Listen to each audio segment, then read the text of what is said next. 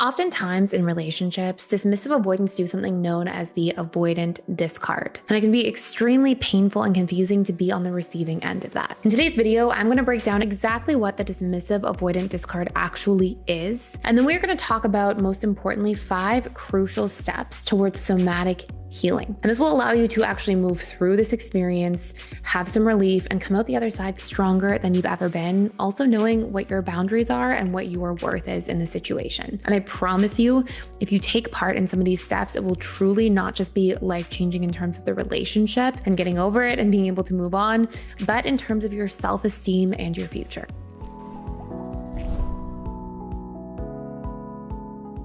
Now, if you're new here, I'm so excited that you're here. My name is Gibson, and I'm the founder of Gibson Integrated Attachment Theory, which is the only proven method to leverage neuroplasticity to actually rewire your attachment style. And after 14 years of working in private practice and with tens of thousands of people in our group coaching programs online through the personal development school, I'm here to share with you the most powerful insights into deep inner healing from your childhood and past painful relationships so that you can truly live your best life. But before I do, I just want to let you know what the dismissive avoidant discard is. So essentially what takes place is dismissive avoidants are constantly moving from their feelings minus their fears. They have a lot of stored fears around connection because dismissive avoidants grow up in families where a lot of their emotions and emotional needs are not met. In fact, they tend to experience chronic childhood emotional neglect. And a lot of times it actually flies under the radar because food is on the table and their physical needs are met. They're at school on time every day. But if they cry or express emotion, they get criticized, shamed, their emotions get deflected.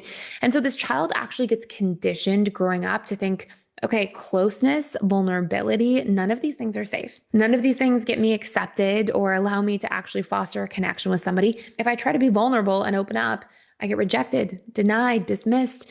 And so I have to actually park this part of myself and essentially repress it away. And as a result of this, they have this deep inner fear that they are broken, flawed, fundamentally shameful or defective at their core. And it is one of the biggest core wounds, according to integrated attachment theory. And so what ends up happening for this individual is they get into a cycle of feeling like, okay, when I get close to somebody, it's too threatening. And as a result of this, they essentially tend to do to other people what was done to them in childhood without ever consciously realizing it. They tend to not be emotionally available. They tend to deflect, dismiss other people's emotions because that was their conditioning. That was what was done to them. And as soon as feelings get too real or closeness becomes too close, they often end up cutting to the chase and leaving very suddenly, very dramatically, and pushing somebody away very abruptly. And this leads to feeling completely discarded because one day you can feel like everything's going really well. And another day you'll feel like, what the heck has just happened? This is so painful. Why did this person suddenly push me away? And on top of that, it's usually people who are the most supportive and loving and kind that the dismissive avoidant tends to discard. And so it just leaves that person feeling so much more confused and hurt. So I want to take you through right now, after a little bit of that context that can sometimes bring some closure and understanding, some somatic exercises that you can take part in that will help you be able to process. And in order to do so, I think we have to pull from one of the most important bodies of work in the somatic world, which is the work of Dr. Stephen Porges' Polyvagal Theory. So the work of Dr. Stephen Porges essentially theorizes that we can intentionally learn to regulate and moderate between sympathetic and parasympathetic nervous system using our own conscious mind. And sympathetic is when you are in fight, flight, freeze, or fawn mode. You're essentially in a state of distress. And parasympathetic is when you are in rest and digest mode. Now, this simplifies it a little bit, and we'll get into some of the nuances in just a minute, but essentially your vagus nerve is in charge of parasympathetic nervous system activation. And our thoughts, how we perceive things, can actually affect and influence our nervous system function. Now, when you are dysregulated, you are more likely to feel more depleted, numb, experience chronic anxiety, rumination. And when you are in a healthy parasympathetic state, you feel optimal. Now, if we break it down just a little bit further, we actually see that we have these 2 aspects of the parasympathetic nervous system. One is ventral vagal. This is the safe part of the nervous system. This is rest, digest, relate, create mode. When we're in this mode, we feel open, we feel grounded, we feel regulated, we feel comfortable socializing. And then we have dorsal vagal, which you'll actually see a lot of dismissive avoidants spend a lot of time in. And this is the shutdown part of the parasympathetic nervous system. This is when somebody is in a complete shutdown. You'll often hear this referred to as dorsal vagal shutdown. And this is what happens when somebody basically becomes immobilized, because there's this idea that escaping from this painful state is basically impossible. From this state, you'll see there is a sense of collapse, freeze, numbness, dissociation, hopelessness. And generally what you're seeing is that after going through a discard, you probably find yourself moving sort of between dorsal vagal and then at times being in sympathetic activation mode. So you go from basically despair into this sense of rumination and anxiety and distress and wondering and probably trying to seek closure. And it's in that state of being that you'll also feel a lot of anxiety. So now that you understand a little bit of this, what can we actually do about it? And another way of thinking of this is that basically you are spiking into this hyperarousal, which is that panic and rumination, or hypoarousal, which is this numbness and shutdown cycle. And what we want to be able to do is actually move into a healthy middle ground, get you into ventral vagal nervous system mode so that you feel like you're more like yourself. And it's from that more optimized state that you will also have this profound sense of being able to think more clearly, approach the situation in a healthier way, and actually take the necessary steps to begin getting over the breakup. So now that we've covered those first 2 points in terms of what's actually happening, I'm going to take you through 3 major steps that are going to help you regulate.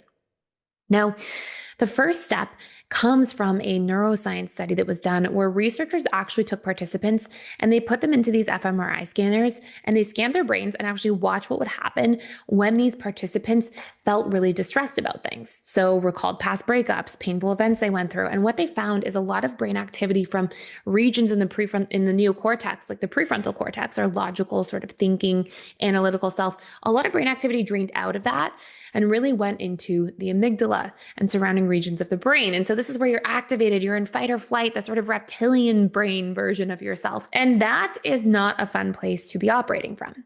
But then researchers actually had participants witness their emotions and actually describe, instead of the things causing the emotional distress, instead of explaining the breakup, for example, they actually had participants describe the emotions they were feeling in their body. So for example, a participant might have said, I feel anger, and anger feels like heat in my chest and cold going down my arms. Or I feel hurt and a sense of grief, and that feels like this hollowness and heaviness in my chest and my torso.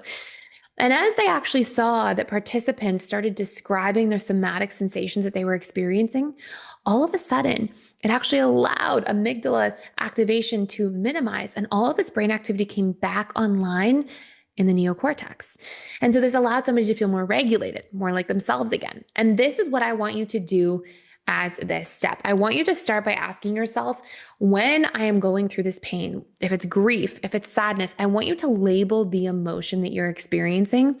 And then I want you to try to describe sensations in your body. I also want to let you know, as I dive into these other steps here, if you want to go deeper into this, I actually have a full somatic healing and nervous system regulation course that's all about this in so much more detail. It's a free gift. We are only doing this because it's Black Friday month and we're doing this for a very limited time. So I will put the actual resource down below as a link, but you get a 7-day free trial to PDS. And when you check it all out, you actually get to keep that course for free for life, which is super exciting. And this is something we've never done as a giveaway before, so it'll only be here for a few days. Now, the next piece is, once you've been able to witness and label your emotions and the sensations that accompany it, then I want you to make sure that you are doing this in a titrated way. So a lot of the work of Dr. Stephen Porges and even Daniel Siegel talk a lot about how we want to basically go through these microdoses of feeling. You may, for example, set a timer for 60 seconds, 90 seconds, and start to touch the edges of some of these emotions, and then return to a grounding exercise. So you can imagine that you start to witness the sensations, you label them, you notice the actual sensations you're feeling in your body, set that timer. And at the end of this, we can then move into a completion cycle. A completion cycle can entail many different things, but one example or analogy is to gently shake your body for another 60 to 90 seconds. And this is something that allows your body to actually finish the survival response. Another thing that you can do is actually rub your arms for a period of time or your stomach for a period of time, especially where you're experiencing some of those sensations. And this brings us into a completion cycle after titrating those microdoses of feeling. And as you do this in 2 or 3 rounds on a regular basis, what you are actually allowing yourself to do is feel your emotions, actually process them properly from a somatic point of view, and then release these things through a completion cycle in your body. This will then in turn allow you to get out of this panic, hyperarousal state, or this dorsal vagal shutdown state, the hypoarousal state, and actually move into a space where your body can feel more safe and regulated. Now, I want to say one last thing that's really important here. Doing this will be really helpful. It will be really important for these extreme and intense moments of grief that you may feel after a sudden discard, but there is more to processing a breakup. We have to learn to meet the needs that this person met in our own lives personally or through other friends and family members with other healthy relationships.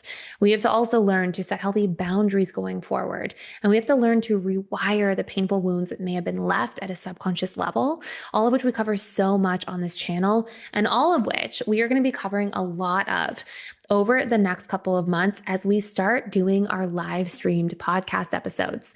We're actually kicking off season 2 of our podcast with long form content that will be on here. So if you want to join me on Wednesdays at 12 p.m. Eastern or Saturdays at 11 a.m. Eastern with myself and Mike, we are going to be unpacking a lot of these other things that I just talked about here.